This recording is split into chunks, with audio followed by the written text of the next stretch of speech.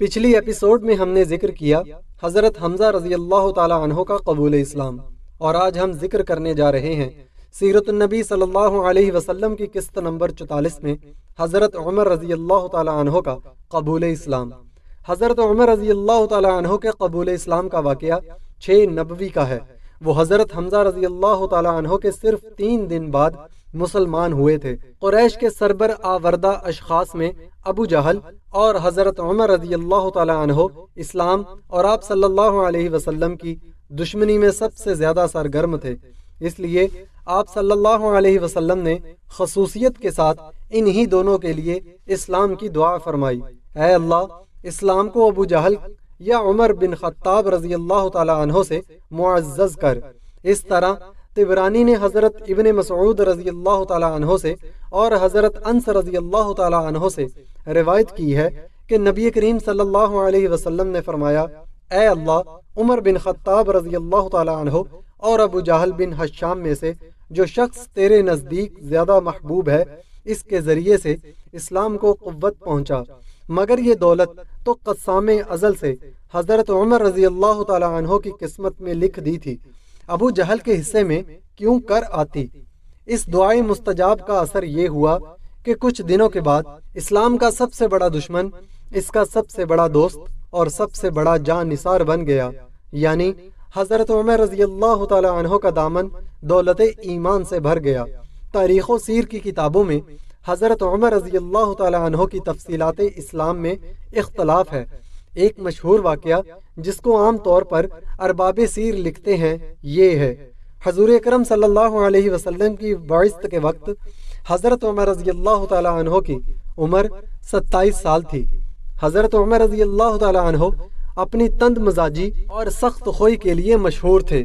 مسلمانوں نے طویل عرصے تک ان کے ہاتھوں طرح طرح کی سختیاں جھیلی تھیں۔ حضرت عمر رضی اللہ تعالی عنہ کی بہن فاطمہ رضی اللہ تعالی عنہ کا نکاح حضرت سعید بن زید رضی اللہ تعالی عنہ سے ہوا تھا، جو اسلام قبول کر چکے تھے۔ حضرت فاطمہ رضی اللہ تعالی عنہ بھی اسلام قبول کر چکی تھی، لیکن حضرت عمر رضی اللہ تعالی عنہ ابھی تک اسلام سے بیگانہ تھے۔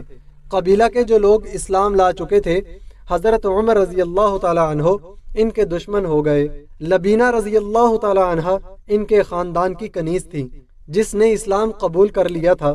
اس کو بے تحاشا مارتے مارتے تھک جاتے تو کہتے کہ دم لے لو تو پھر ماروں گا۔ لبینہ رضی اللہ تعالی عنہ کے علاوہ اور جس پر قابو چلتا اس کو خوب مارتے تھے، لیکن ایک شخص کو بھی وہ اسلام سے دل برداشتہ نہ کر سکے۔ آخر مجبور ہو کر نعوذ باللہ خود حضور صلی اللہ علیہ وسلم کے قتل کا ارادہ کیا اور تلوار حمائل کر کے سیدھے حضور صلی اللہ علیہ وسلم کے مکان کی طرف چلے۔ راستہ میں بنی زہرہ کے نعیم بن عبداللہ انہام رضی اللہ تعالی عنہ سے ملاقات ہوئی۔ پوچھا کدھر کا ارادہ ہے؟ جواب دیا کہ محمد صلی اللہ علیہ وسلم کا فیصلہ کرنے جا رہا ہوں۔ انہوں نے کہا محمد صلی اللہ علیہ وسلم کو قتل کر کے بنو ہاشم اور بنو زہرہ سے کیسے بچ سکو گے؟ حضرت عمر رضی اللہ تعالی عنہ نے کہا معلوم ہوتا ہے تم بھی اپنا پچھلا دین چھوڑ کر بے دین ہو چکے ہو۔ نعیم بن عبداللہ رضی اللہ تعالی عنہ نے کہا عمر ایک عجیب بات نہ بتا دوں، تمہاری بہن اور بہنوئی بھی تمہارا دین چھوڑ کر بے دین ہو چکے ہیں، پہلے اپنے گھر کی خبر لو۔ یہ سن کے غصے سے بے قابو ہو گئے اور سیدھے بہن بہنوئی کا رخ کیا۔ وہاں انہیں حضرت خباب بن ارت رضی اللہ تعالی عنہ سورہ طٰہٰ پر مشتمل ایک صحیفہ پڑھا رہے تھے، اور قرآن پڑھانے کے لیے وہاں آنا جانا حضرت خباب رضی اللہ تعالی عنہ کا معمول تھا۔ بات یہ تھی کہ جب کوئی محتاج شخص مسلمان ہوتا تو حضور صلی اللہ علیہ وسلم اسے کسی آسودہ حال صحابی کے سپرد کر دیتے تاکہ اس کی ضروریات کی کفالت کرے۔ ام انمار کے غلام حضرت خباب بن ارت رضی اللہ تعالی عنہ ایمان لائے تو انہیں حضرت سعید بن زید رضی اللہ تعالی عنہ کے سپرد کیا گیا۔ یہ دونوں حضرت خباب بن ارت رضی اللہ تعالی عنہ ہی سے قرآن سیکھ رہے تھے۔ جب حضرت خباب رضی اللہ تعالی عنہ نے حضرت عمر رضی اللہ تعالی عنہ کی آہٹ سنی تو گھر کے اندر چھپ گئے۔ ادھر حضرت عمر رضی اللہ تعالی عنہ کی بہن فاطمہ رضی اللہ تعالی عنہ نے صحیفہ چھپا دیا، لیکن حضرت عمر رضی اللہ تعالیٰ عنہ گھر کے قریب پہنچ کر حضرت خباب رضی اللہ تعالیٰ عنہ کی قرات سن چکے تھے، چنانچہ پوچھا یہ کیسی دھیمی دھیمی آواز تھی جو تم لوگوں کے پاس میں نے سنی تھی؟ انہوں نے کہا کچھ بھی نہیں، بس ہم آپس میں باتیں کر رہے تھے۔ حضرت عمر رضی اللہ تعالیٰ عنہ نے کہا غالباً تم دونوں بے دین ہو چکے ہو۔ بہنوئی نے کہا اچھا عمر، یہ بتاؤ اگر حق تمہارے دین کے بجائے کسی اور دین میں ہو تو؟ حضرت عمر رضی اللہ تعالیٰ عنہ کا اتنا سننا تھا کہ اپنے بہنوئی پر چڑھ بیٹھے اور انہیں بری طرح کچل دیا۔ ان کی بہن نے لپک کر انہیں اپنے شوہر سے الگ کیا تو بہن کو ایسا چانٹا مارا کہ چہرہ خون آلود ہو گیا۔ بہن نے جوش و غضب میں کہا عمر، اگر تیرے دین کی بجائے دوسرا ہی دین برحق ہو تو اشہد اللہ الہ الا اللہ و اشہد ان محمد رسول اللہ، میں شہادت دیتی ہوں کہ اللہ کے سوا کوئی لائق عبادت نہیں، اور میں شہادت دیتی ہوں کہ محمد اللہ کے رسول ہیں۔ یہ سن کر حضرت عمر رضی اللہ تعالیٰ عنہ پر مایوسی کے بادل چھا گئے اور انہیں اپنی بہن کے چہرے پر خون دیکھ کر شرم و ندامت بھی محسوس ہوئی۔ کہنے لگے اچھا یہ کتاب جو تمہارے پاس ہے ذرا مجھے بھی پڑھنے کو دو۔ بہن نے کہا تم ناپاک ہو، اس کتاب کو صرف پاک لوگ ہی چھو سکتے ہیں، اٹھو غسل کرو۔ حضرت عمر رضی اللہ تعالیٰ عنہ نے اٹھ کر غسل کیا، پھر کتاب لی اور پڑھی۔ کہنے لگے یہ تو بڑی پاکیزہ نام ہے۔ 12 تا 20 تک قرات کی۔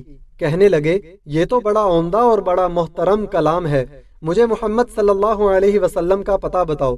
حضرت خباب رضی اللہ تعالیٰ عنہ حضرت عمر رضی اللہ تعالیٰ عنہ کی یہ فکریں سن کر اندر سے باہر آ گئے۔ کہنے لگے عمر خوش ہو جاؤ، مجھے امید ہے کہ رسول اللہ صلی اللہ علیہ وسلم نے جمعرات کی رات تمہارے متعلق جو دعا کی تھی کہ اے اللہ عمر بن خطاب یا ابو جہل بن حشام کے ذریعے اسلام کو قوت پہنچا، یہ وہی ہے۔ اور اس وقت رسول اللہ صلی اللہ علیہ وسلم کوہ صفا کے پاس حضرت ارقم کے مکان میں تشریف فرما ہے۔ یہ سن کر حضرت عمر رضی اللہ تعالی عنہ نے اپنی تلوار حمائل کی اور اس گھر کے پاس آ کر دروازے پر دستک دی۔ ایک آدمی نے اٹھ کر دروازے کی دراز سے جھانکا تو دیکھا کہ عمر تلوار حمائل کیے موجود ہیں۔ لپک کر رسول اللہ صلی اللہ علیہ وسلم کو اطلاع دی اور سارے لوگ سمٹ کر یکجا ہو گئے۔ حضرت حمزہ رضی اللہ تعالی عنہ نے پوچھا کیا بات ہے؟ لوگوں نے کہا عمر ہے۔ حضرت حمزہ رضی اللہ تعالی عنہ نے کہا بس عمر ہے، دروازہ کھول دو، اگر وہ خیر کی نیت سے آیا ہے تو بہتر ہے، اور اگر کوئی برا ارادہ لے کر آیا ہے تو اسی کی تلوار سے اس کا سر قلم کر دوں گا۔ ادھر رسول اللہ صلی اللہ علیہ وسلم اندر تشریف فرما تھے، آپ پر وحی نازل ہو رہی تھی۔ وحی نازل ہو چکی تو حضرت عمر رضی اللہ تعالی عنہ کے پاس تشریف لائے۔ بیٹھک میں ان سے ملاقات ہوئی۔ آپ صلی اللہ علیہ وسلم نے ان کے کپڑے اور تلوار کا پرتلا سمیٹ کر پکڑا اور سختی سے جھٹکے ہوئے فرمایا عمر کیا تم اس وقت تک باز نہیں آؤ گے جب تک اللہ تعالیٰ تم پر بھی ویسی ہی ذلت و رسوائی اور عبرت ناک سزا نازل نہ فرما دے جیسی ولید بن مغیرہ پر نازل ہو چکی ہے۔ حضور صلی اللہ علیہ وسلم کی پر جلال آواز نے ان کو کپ کپا دیا۔ نہایت خشوع و خضوع کے ساتھ عرض کیا ایمان لانے کے لیے اور فوراً کلمہ شہادت پڑھ لیا۔ آپ صلی اللہ علیہ وسلم نے بے اختیار اللہ اکبر پکار اٹھے اور ساتھ ہی تمام صحابہ نے مل کر اس زور سے اللہ اکبر کا نعرہ لگایا کہ مکہ کی تمام پہاڑیاں گونج اٹھیں۔ یہی روایت تھوڑے سے تغیر کے ساتھ حاکم بن بحیکی میں حضرت انس سے مروی ہے۔ مسند ابن حنبل میں ایک روایت خود حضرت عمر رضی اللہ تعالی عنہ سے مروی ہے جو کہ ایک تابعی کی زبان سے مروی ہے، تاہم اس باب میں سب سے زیادہ محفوظ ہے۔ حضرت عمر رضی اللہ تعالی عنہ فرماتے ہیں کہ ایک شب میں آپ صلی اللہ علیہ وسلم کو چھیڑنے نکلا۔ آپ صلی اللہ علیہ وسلم بڑھ کر مسجد حرام میں داخل ہو گئے اور نماز شروع کر دی جس میں آپ صلی اللہ علیہ وسلم نے سورہ الحاق تلاوت فرمائی۔ میں کھڑا سنتا رہا اور قرآن کے نظم و اسلوب سے حیرت میں تھا۔ دل میں کہا جیسا قریش کہا کرتے ہیں خدا کی قسم یہ شاعر ہے۔ ابھی یہ خیال آیا ہی تھا کہ آپ صلی اللہ علیہ وسلم نے یہ آیت پڑھی انہ لقول رسول کریم وما هو بقول شاعر قلیلا ما تؤمنون۔ یہ ایک بزرگ قاصد کا کلام ہے اور یہ کسی شاعر کا کلام نہیں، تم بہت کم ایمان رکھتے ہو۔ میں نے کہا یہ تو کاہن ہے، میرے دل کی بات جان گیا ہے۔ اس کے بعد ہی آپ صلی اللہ علیہ وسلم نے یہ آیت پڑھی جس کا ترجمہ یہ ہے، یہ کاہن کا کلام بھی نہیں، تم بہت کم نصیحت پکڑتے ہو، یہ تو جہانوں کے پروردگار کی طرف سے اترا ہے۔ آپ نے یہ سورہ آخر تک تلاوت فرمائی اور اس کو سن کر اسلام میرے دل میں پوری طرح گھر کر گیا۔ اس کے علاوہ صحیح بخاری میں خود حضرت عمر رضی اللہ تعالی عنہ کی زبانی یہ روایت ہے کہ بعثت سے کچھ پہلے یا اس کے بعد ہی وہ ایک بت خانہ میں سوتے تھے کہ انہوں نے دیکھا کہ ایک بت پر ایک قربانی چڑھائی گئی اور اس کے اندر سے آواز آئی، اے جلیج، ایک فصیح البیان کہتا ہے لا الہ الا اللہ۔ اس آواز کا سننا تھا کہ لوگ بھاگ کھڑے ہوئے، لیکن میں کھڑا رہا کہ دیکھوں اس کے بعد کیا ہوتا ہے۔ پھر وہی آواز آئی۔ اس واقعہ پر تھوڑے ہی دن گزرے تھے کہ لوگوں میں چرچا ہوا کہ یہ نبی ہیں۔ اس روایت میں اس کا بیان نہیں ہے کہ اس آواز کا حضرت عمر رضی اللہ تعالی عنہ پر کیا اثر ہوا۔ پہلی عام روایت بھی اگر صحیح مان لی جائے تو شاید واقعہ کی ترتیب یہ ہوگی کہ اس ندائے غیب پر حضرت عمر رضی اللہ تعالی عنہ نے لبیک نہیں کہا، اور اس کا کوئی تعلق آپ صلی اللہ علیہ وسلم کی بعثت کی بشارت سے وہ نہ پیدا کر سکے کہ اس میں ان کی رسالت اور نبوت کا کوئی ذکر نہ تھا۔ تاہم چونکہ توحید کا ذکر تھا اس لیے ادھر میں اعلان ہوا ہوگا، لیکن چونکہ ان کو قرآن سننے کا موقع نہیں ملا اس لیے اس توحید کی دعوت کی حقیقت نہ معلوم ہو سکی۔ اس کے بعد جب انہوں نے آپ صلی اللہ علیہ وسلم کو سورہ الحاق کا، جس میں قیامت اور حشر و نشر کا نہایت مؤثر بیان ہے، نماز میں پڑھتے سنی تو ان کے دل پر ایک خاص اثر ہوا، جیسا کہ اس فکرے سے ظاہر ہوتا ہے۔ اسلام میرے دل میں پوری طرح بیٹھ گیا، تاہم چونکہ وہ طبعاً مستقل مزاج اور پختہ کار تھے اس لیے انہوں نے اسلام کا اعلان نہیں کیا، بلکہ اس اثر کو شاید وہ روکتے رہے۔ لیکن اس کے بعد جب ان کی بہن کا واقعہ پیش آیا اور سورہ طٰہٰ پر نظر پڑی جس میں توحید کی نہایت مؤثر دعوت ہے، تو دل پر قابو نہ رہا اور بے اختیار کلمہ توحید پکار اٹھے اور در اقدس پر حاضری کی درخواست کی۔ اور اگر وہ پہلی روایت صحیح تسلیم نہ کی جائے تو واقعہ کی ساری صورت یہ ہو سکتی ہے کہ اس ندائے غیب نے ان کے دل میں توحید کا خیال پیدا کیا، لیکن چونکہ 3 برس دعوت محدود اور مخفی رہی تھی اس لیے ان کو اس کا حال نہ معلوم ہو سکا، اور مخالفت کی شدت کے باعث کبھی خود بارگاہ نبوی صلی اللہ علیہ وسلم میں جانے اور قرآن سننے کا موقع نہ ملا۔ پھر جب رفتہ رفتہ اسلام کی حقیقت کی مختلف آوازیں ان کے کانوں میں پڑتی گئیں تو ان کی شدت کم ہوتی گئی۔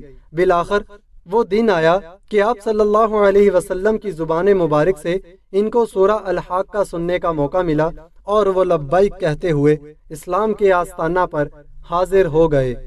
ناظرین گرامی، اگر آپ کو سیرت النبی صلی اللہ علیہ وسلم کا سلسلہ اچھا لگا تو ویڈیو کو لائک کریں، چینل کو سبسکرائب کریں تاکہ ہم اس سلسلے کو مزید جاری رکھ سکیں۔